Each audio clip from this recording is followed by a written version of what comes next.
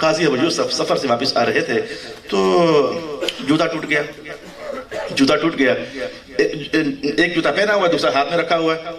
اگرچہ اس پر بھی بحث ہے کہ ایک جوتا پہن کر چل سکتے ہیں کہ نہیں چل سکتے، احناف کے نزدیک جائز ہے، حضور رحمۃ اللہ علیہ ایک بار چلے تھے۔ اچھا تو اس پر یہ بحث نہیں کرنی، میں آگے بڑھنے لگا ہوں۔ جوتا ایک ہاتھ میں دوسرا پاؤں پہنا ہوا ہے، تو سفر میں ڈھونڈا کہ اللہ کرے کوئی موچی میسر آ جائے تو میں جوتا ٹانگ کر لگاؤں اور میں نکلوں۔ وہ ڈھونڈنے پر کسی بستی میں ایک بابا جی میسر ہو گئے، کہا اس کو ذرا تروپا لگا دے۔ بابا جی تروپا لگا دیا تو بابا جی کہنے لگے، ان کو نہیں معلوم کہ میرے سامنے بندہ کون کھڑا ہے، کہنے لگے جی مولوی صاحب پیسے دے دیں۔ قاضی ابو یوسف بڑے غریب تھے اس دن ایک پائی بھی جیب میں نہیں تھی، کہنے لگے بابا پیسے میرے پاس نہیں ہیں، دو چار مسئلے سن لے، دو چار مسئلے سن لے۔ اگر جو فقہ حنفی میں مسئلے کا سنانا یہ اجرت نہیں بن سکتی، کتاب الاجارہ کا مسئلہ ہے، یہ اجرت نہیں بنتی، لیکن سفر کی حالات میں آپ کو نماز بھی یاد ہو جاتی ہے، احکام کدھر سے کدھر بدل جاتے ہیں، تو دو چار مسئلے سن لو۔ بابا کہنے لگا مولوی صاحب مسئلے سن تو لوں، یہ ٹرانسلیٹ کر رہا ہوں اس مکالمے کو، میں مسئلے سن تو لوں لیکن کیا کروں، مسئلوں سے پیٹ نہیں بھرتا۔ تو بات ان کی بھی ٹھیک تھی، پیٹ نہیں بھرتا۔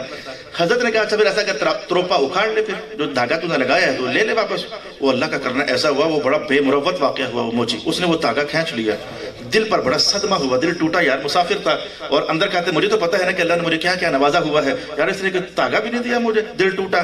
جوتا پھر ہاتھ میں پکڑا، چلتے چلتے چلتے چلتے امام صاحب کے کوفہ جا پہنچے، مجلس علم لگی ہوئی ہے۔ امام اعظم ابو حنیفہ نے دور سے دیکھا، قاضی ابو یوسف کو ماتھا دے کر کہانی اندر کی جان گئے، پتر اندر سے زخمی ہے، دل ٹوٹا ہوا ہے، دل اندر سے زخمی ہے، مجلس میں آنے ہی نہ دیا، ادھر ہی سے آرڈر جاری کر دیا، روح یا ابا یوسف هناك اختلفت العلماء في مجلس واحد فعليك ان تحل مسألتهم۔ او قاضی ابو یوسف ادھر جا پتر، ادھر علماء ایک مسئلے میں پھنسے ہوئے ہیں، ذرا جا کر بتا کر آؤ انہیں مسئلہ کیا ہے۔ انہوں نے ادھر سے وہ ٹوٹا دل سنبھالا اور ٹوٹا جوتا سنبھالا، حکم آ گیا استاد کا تو چل پڑے ادھر، اور میں بالکل تیزی سے کلوزنگ کرنے لگا ہوں۔ اس مجلس میں جا کر آپ نے غور سے جائزہ لیا مسئلہ کیا چل رہا ہے، ایک دلیل ادھر سے آتی ہے، ادھر سے توڑ جوڑ اعتراض وغیرہ وغیرہ کلیشز چل رہے ہیں۔ غور سے مسئلے کی نوعیت کا جائزہ لیا اور جائزہ لے کر کے تو سمجھ گئے کہ یہ تو مجھے آتا ہے۔ آپ نے ننھی سی آواز، تازہ تازہ جوان کہا کہ استاذن بیکم لحل هذه المسألہ، اجازت ہو تو میں بتاؤں اس کا جواب کیا ہے۔ ایک صاحب علم بڑی عمر کے صاحب نے پلٹ کر جو دیکھا، کہا میں نہیں جانتا، کہاں سے آئے ہو، کہاں سے آئے ہو آپ؟ کہا کہ میں مجلس ابی حنیفہ، میں ابو حنیفہ کا شاگرد ہوں۔ تو کسی دوسرے نے کہا اس کو آنے دو، ابو حنیفہ کے شاگرد بڑے لائق ہوتے ہیں، سنتے ہیں کیا کہتا ہے، آنے دو اس کو، بڑے لائق ہوتے ہیں، سنتے ہیں کیا کہتا ہے۔ قاضی ابو یوسف آگے تشریف لے کر گئے اور کہا کہ دعویٰ یہ ہے، دلیل یہ ہے، قرآن کی آیت یہ کہتی ہے، اس پر اعتراض یہ ہے، آبجیکشن یہ ہے، جواب یہ ہے اور یہ نتیجہ ہے۔ ایسی خوبصورت تقریر آپ نے فرمائی، وہ اللہ نے کیا، وہ معاملہ کھل گیا، معاملہ کھل گیا۔ بعض اوقات ایک نقطے کا فرق ہوتا ہے، یقین جان لیجیے، بعض اوقات ایک نقطے کا فرق ہوتا ہے، زبر اور زیر کا فرق ہوتا ہے، صیغے بدل جاتے ہیں، مضامین بدل جاتے ہیں، عنوان بدل جاتے ہیں، ایسا ہے کہ نہیں، بلکہ ایمان اور کفر کے فیصلے ہو جاتے ہیں اس زبر کے اوپر اور نیچے آ جانے پر۔